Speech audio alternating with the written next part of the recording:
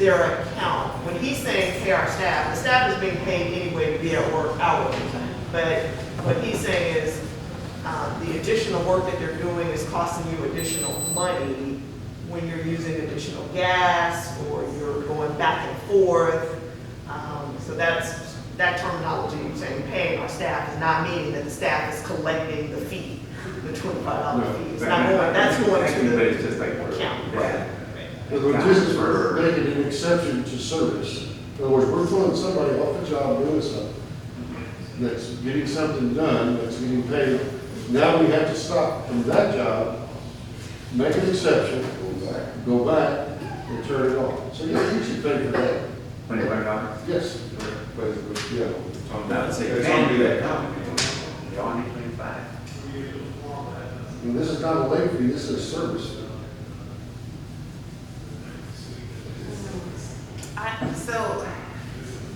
I'm so conflicted about this, because I do understand, I see what you're saying about, you're taking them away and they have to go back and forth, I get that.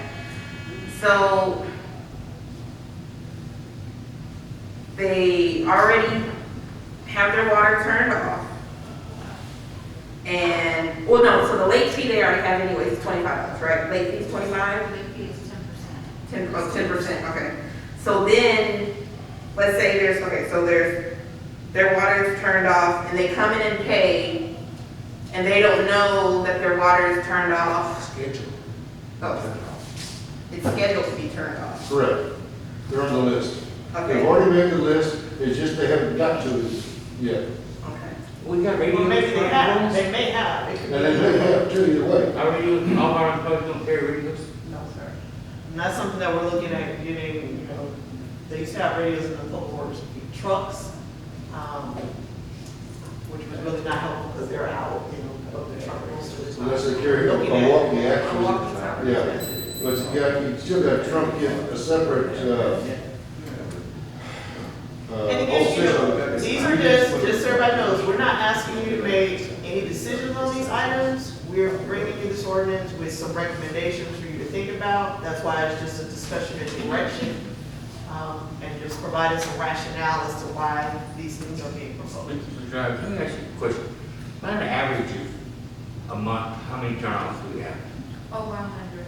How much? 100. 100 every month. 500? Over 100. Over 100. Every month. About 20 a day, 10 to 20, something like that. And that's how our time. No, they're all on the same day. So they're all on the same day. So you have to think about this. So in the Yeah. morning, the lady that prepares the list, Public Works comes in here, they divide up this list of 100 plus, and then they go to the field Right. and That's start a their lot of runoffs. manpower. While they're out there in the field, the line here is out the door back to back where, people are trying to pay to prevent being cut off, even though they're past the time frame that the ordinance calls for. And they, want to argue that, well, you can't charge me the $25 reinstatement fee because I was just at my house and my water's not off yet. So his recommendation is that, but you're on the list rather than, well, it's not off yet. I'm fine with that, as long as they're aware of what it is. Yeah, they should be. But I'll tell you one thing, I'll kidding aside. I think that we've got to have a dedicated channel around here somewhere that we should put Public Works on. And don't necessarily need a hard line into the truck. They need handhelds. Yes. Because in this city, having been on the police department before they got a repeater, it's still, you can talk anywhere in this city on 4.5 watts, pretty easy. And that would be more efficient. I didn't really realize we physically had to chase them down. That really is inefficient. I think we could invest in each truck with a walkie and one guy signs it We're out. getting off topic though. Well, yeah, but I understand that, but I'm saying. No, can see I what get it, you're I'm just saying we're doing the ordinance We can bring piece it up. here. Yeah, okay, all right, I'm sorry. So there's no way, and I'm just throwing this out there because I don't know. Is there any way that possibly, my concern is, so let's say, and I understand business is business, I do understand, I get that. But let's say you, a resident, they came in and, all they have is, I don't know, they're $67 for their bill or whatever, right? They finally came up with that.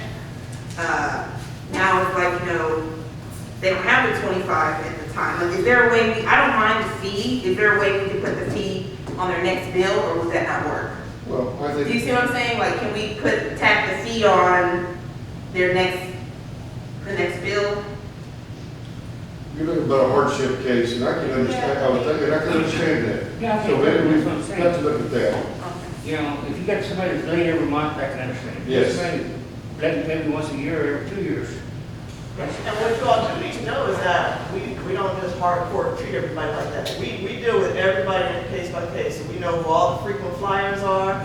We know if it's somebody that was an accident at one time. We've made calls to businesses, hey, did you forget to pay your bill? Oh, we run up here. But this happens this is really 2 weeks almost after your bill is due. Your bill's due on the 15th. We're Right. talking about a process that starts on the 27th, or the Wednesday after the 27th. So by then, you've gotten a bill, you've gotten a disconnect notice, there's been some time. But we still work with people, even within that time. I think the idea is not to make money, because I know some people have had that problem. And they take it on a case basis, they work with it, but again, they also know who the constant people are that play it right to the end. And that's the ones really this is designed for, I think. I don't think that they're gonna, charge a fee to somebody that number one is probably indigent, or number two, really, is late on their bill. But like she said, if you're late by the end of the month, they give you another 2 weeks before they send out Correct.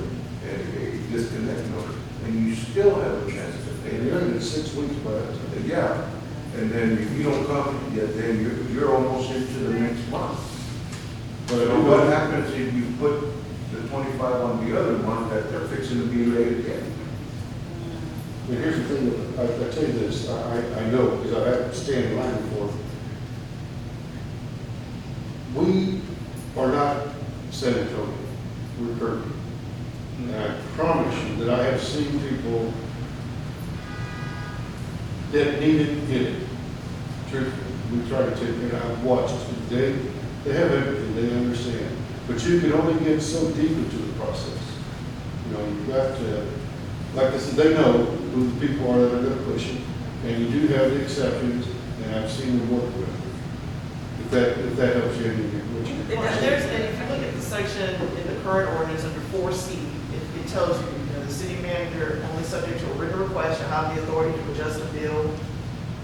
That has happened. The billing clerk can make an adjustment unless the adjusted amount exceeds $50. Right. Any adjustments exceeding $50 shall be authorized by the city manager. We look at those every month. A lot of discretion. Tracy supervises that area, she knows all of the folks pretty much from here. There are some people we make multiple payment arrangements with. We try to go above and beyond to help people. We never want to just turn somebody's water off. And again, I think Mr. Ives' recommendations are specifically to streamline what they're dealing with in the field. Right.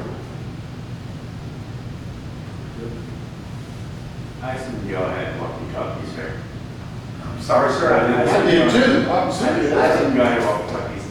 And with that, that would be, if it hadn't been turned off yet, I mean, you call your man, if it hadn't been turned off yet, they haven't done the job, they can just stop it, it's a bill already paid. Yes, sir. If in fact that's true, we all know that not everybody is honorable. I mean, But he's saying that he would give you right, they would get the information from the city to contact. I think that's what you're saying, right? It's not They like, pay the bill, and they say they won't pay the 25, and whoever is in charge says, fine. Let me see if I can check on people out there, see if they haven't done it. If they've done it, then you're gonna pay. If they haven't done it, and they're nowhere near that area, And like Mr. Sales So said, because you're already first on the list 65. instead of 30 on the list, then you have to, see, that's what I'm saying. Then you go back to, it's a crapshoot because then, oh, my address was first instead of third or 30th, so I have to pay, but this person doesn't because I just happen to be on the bottom of the list. And this way, So, Here again, what y'all not understanding is, then once you get on that list, you're already, at 2 to 4 weeks late, almost a month. You're the So, next but one, yet you want these guys to be out there working, and it's costing the city money. That's what the fee is for, so to stop costing us money and make people be more responsible. Okay, that's not gonna change. Yeah, that $25, so it's not gonna change people. But, and I know there's some, some people. Some people just don't care, Mike. Yeah, I understand. You know, But sometimes that one person that just gets it one time, they go, "Oop, I don't, we'll never pay that again." and I'm more than certain that if we feel that somebody is indigent or somebody that's disabled or somebody that needs help, I know that we can all come and talk to, The ladies and or the city manager, to say, hey, look, I believe we should waive this and give you reasons why. And then let them decide. They're not gonna tell you no, they're not gonna tell you no because somebody's indigent. They're gonna tell you no because somebody's irresponsible. Right. And it's already 6 weeks late. There's already more. Yeah. Somebody will get that from the people who have rental properties.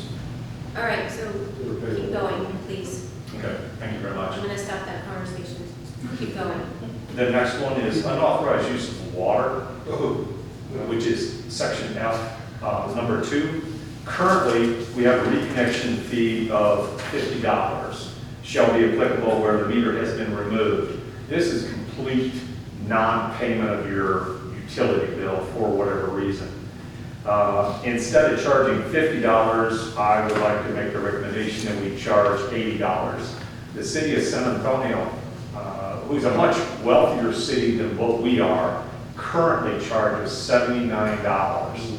And yes, I'm asking for $1 more than the city of San Antonio, but they have infinitely more money in their utility fund than what the city of Kirby has. So I recommend that we at least come close to what the city of San Antonio has, and that's how I arrived at that $80